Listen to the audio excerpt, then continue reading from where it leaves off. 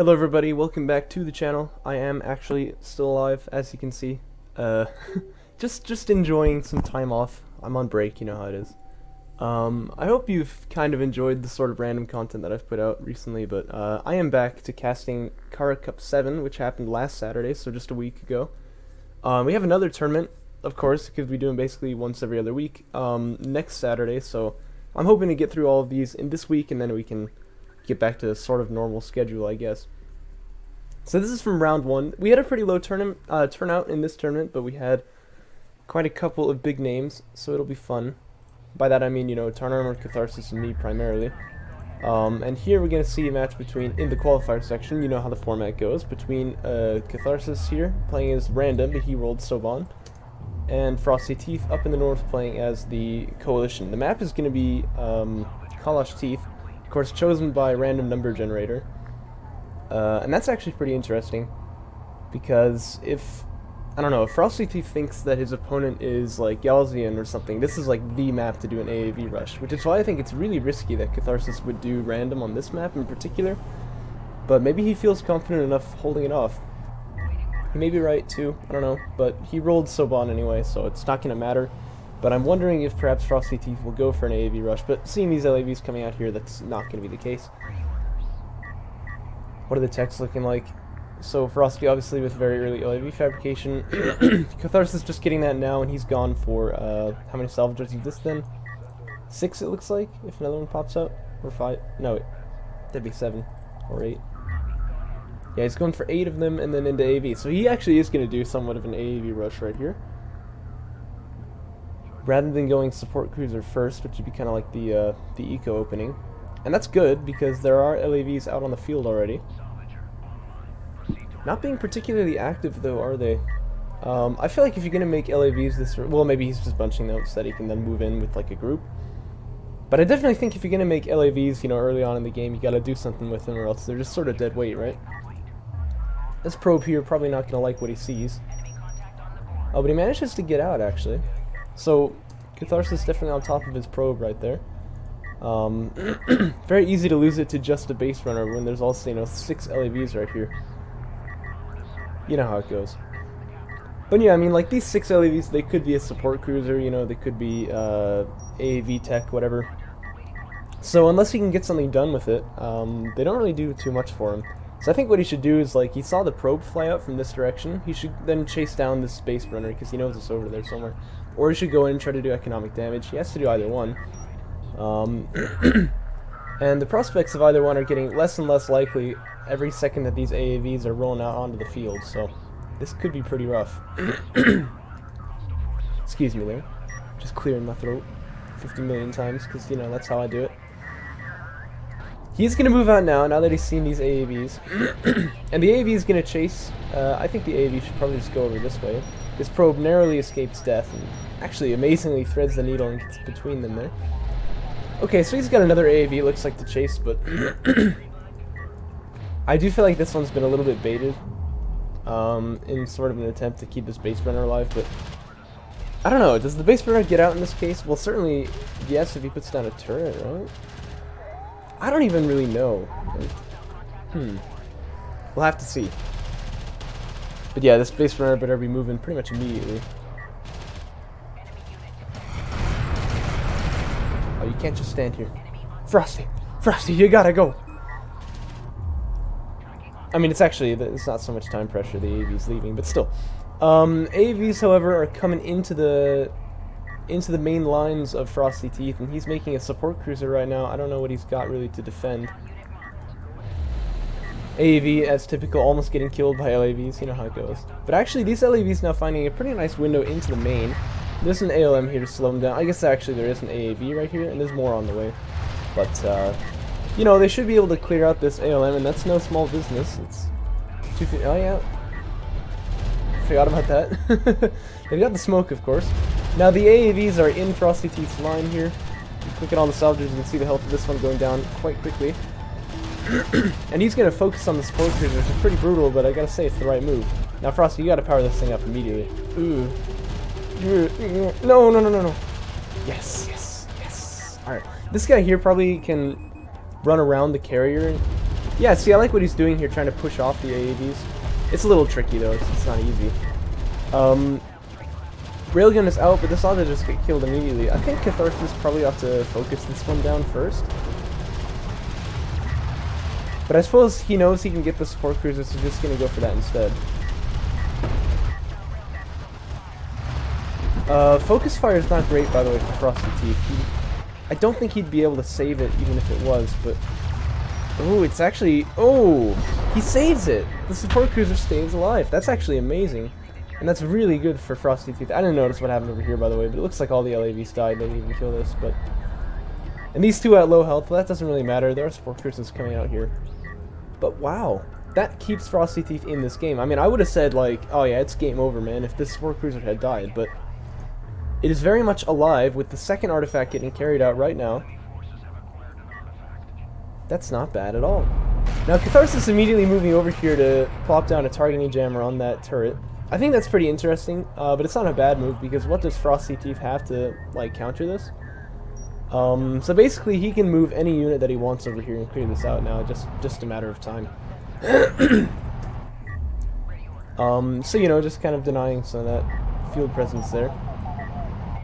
Essentially, this turret here represents like 250 lost CUs if it stays underneath the targeting jammer. So I think Frosty, it would not be a bad move for him to just put another turret down right there, but I don't know, maybe it's a kill.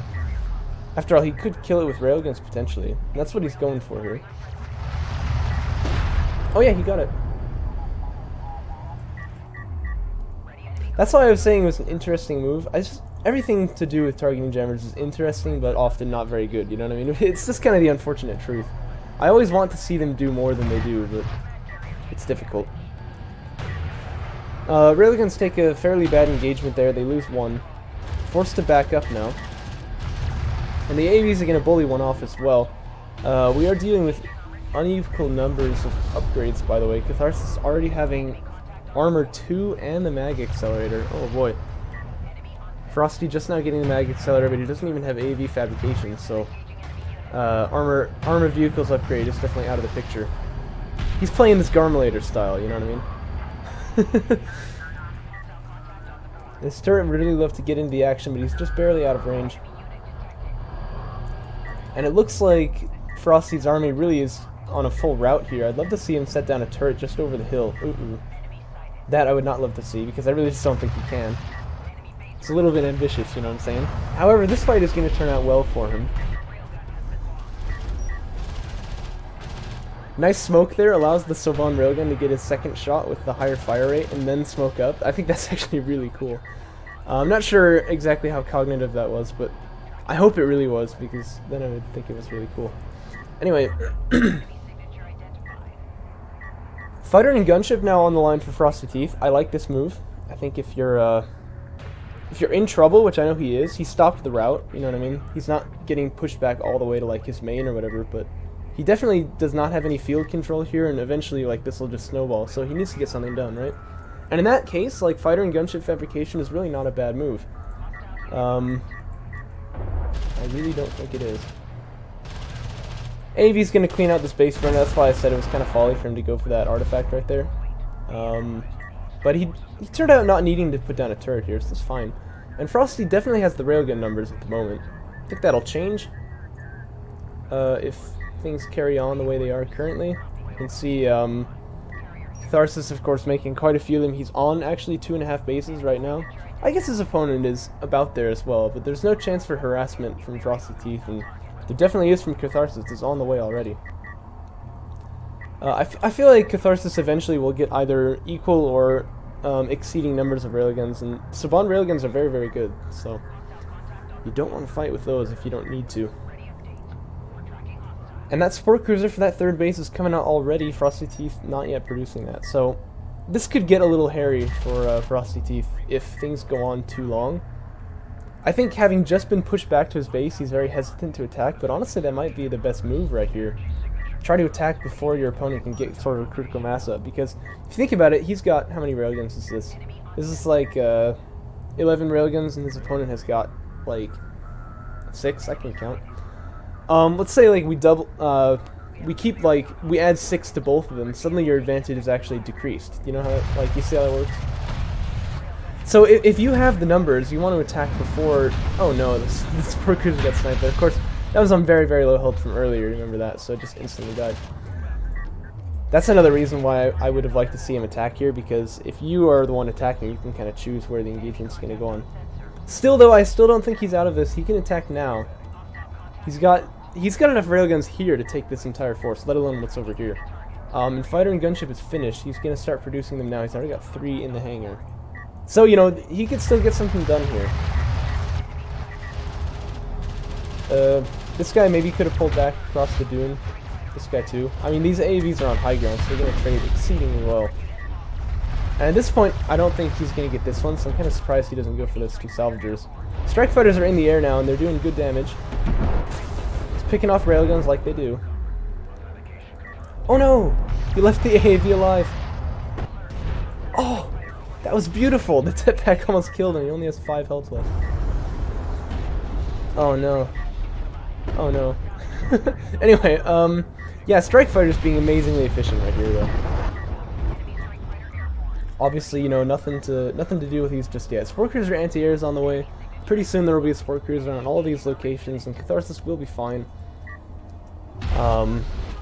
But yeah, at this point, this number of railguns is actually quite a serious threat to him.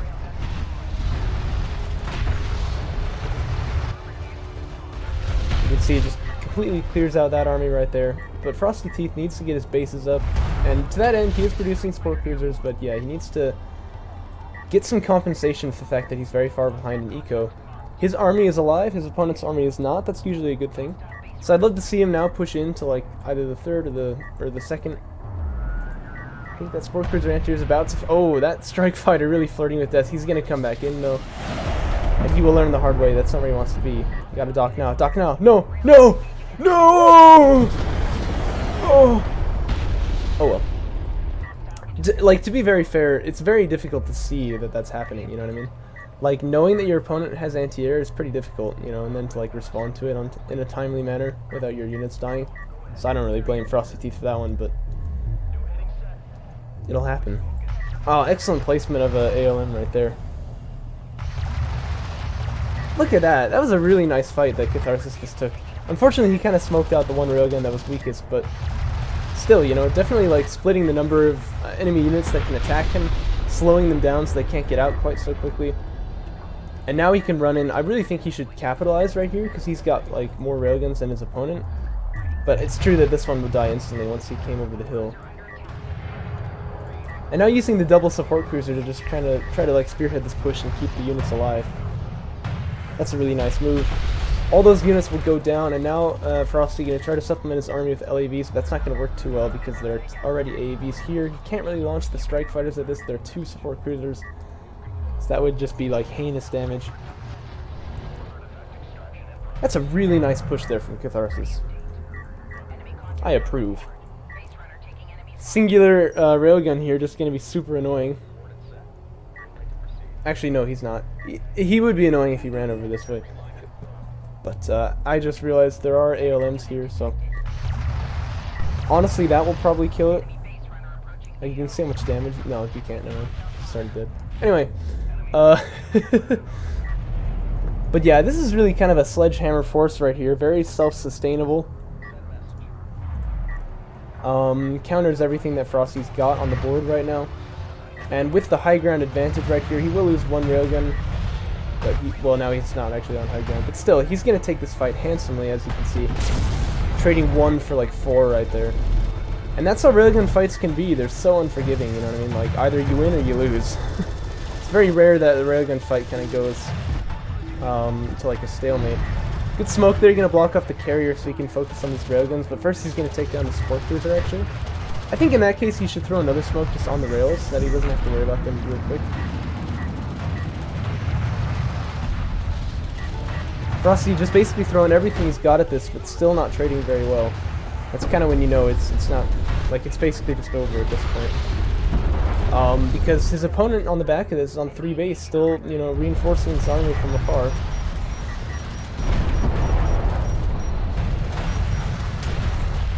One support cruiser is going to go down here.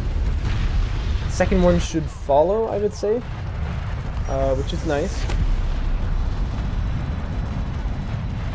But yeah, look at the main base. The second is kind of like currently being supported by the carrier, but like the main is going to take a lot of losses right here real quickly. There's enough railguns to actually start threatening this carrier, honestly. Although it does have quite a lot of power in it.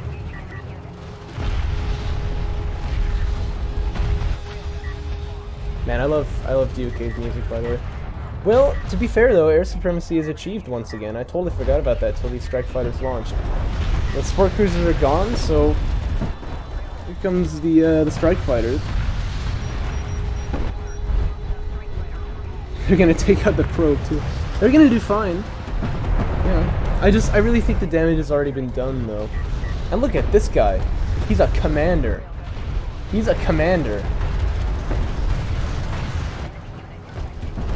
Like I don't totally understand like how this happens though. It's like one of the guys from the carrier who like commands the army is like, hey, I want to check out an AAV. It just like hops in there. Anyway, what's his name? Jan. Hey there, Jan. Maybe he's Hebrew anyway. I don't know how to pronounce these names, man. Maybe it's Jan.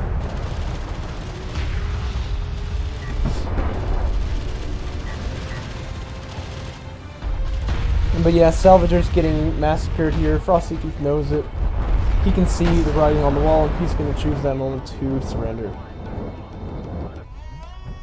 Well done to Catharsis, you know what I mean? That was really a beautiful push right in the mid-game that sort of secured this. Well, was that really the mid-game? I don't know. But it was a beautiful push that kind of like secured this this area. I do think there was a point where FrostyTeeth had so many railguns he could maybe have gotten something done. But I think just in general, like, from the very beginning of the game, you can see he wasn't quite so active with his units as he could have been. But yeah, good game to both players. Let's move on to the next match in this round, shall we?